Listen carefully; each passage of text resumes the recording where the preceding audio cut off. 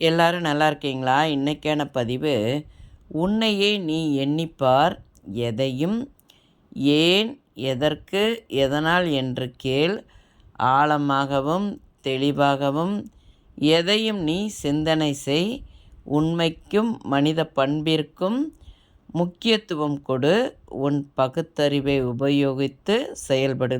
இது சாக்ரட்டிஸ் அவர்களுடைய தன்னம்பிக்கை வரிகள் பார்த்துக்கோங்க. அவர் ஏத்தன்ஸ் நகர வீதிகளில் தெருக்களில் இளைஞர்கள்லாம் ஒன்று திரட்டுவாராம். ஒன்று திரட்டி தன்னம்பிக்கையுடன் சிந்திக்க வைத்து அவர்களை சிந்திக்க வைப்பாராம். இந்த மாதிரி தன்னம்பிக்கை வரிகளை சொல்லி சிந்திக்க வைத்து இந்த உலகத்தையே அவர் திரும்பி பார்க்க வைத்த ஒரு தத்துவ ஞானி யாருன்னா நம்ம சாக்ரட்டிஸ் அவர்கள் தாங்க. அவர் ஒவ்வொரு வார்த்தைகள் முழங்கிய வெளிச்ச வார்த்தைகள், வாழ்க்கைக்கு வெளிச்சம் தரும் வார்த்தைகள் இது எல்லாமே. நாமளும் அதை பின்பற்றுவோம். ஏன்னா அவர் ஒரு சிந்தனை சிற்பி. யார்? நம்மளுடைய சாக்ரட்டிஸ் ஐயா அவர்கள். அவர்களுடைய ஒவ்வொரு வரிகளும் பாருங்களேன், நமக்கே தன்னம்பிக்கை வரும். உன்னையே எண்ணிப்பார்.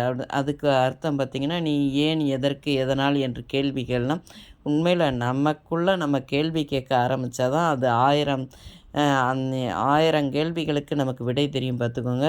எந்த ஒரு செயல் பண்ணாலும் அந்த இதை நல்ல ஆழமாக தெளிவாக எதையும் சிந்தனை செய்து நம்ம செய்யணுங்க. அவசரப்பட்டு எதுலேயும் நம்ம முடிவெடுக்கக்கூடாது.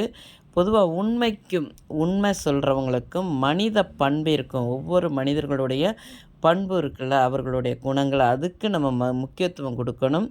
நம்மளுடைய பகுத்தறிவை உபயோகப்படுத்தினா தான் வாழ்க்கையில் வெற்றி நம்ம அடைய முடியும் பார்த்துக்கோங்க. இந்த பதிவு உங்களுக்கு பிடிச்சிருந்தால் பார்வதி வீட்டு சமையலுக்கு ஆதரவு கொடுங்க. ஓம் சாய்ராம்.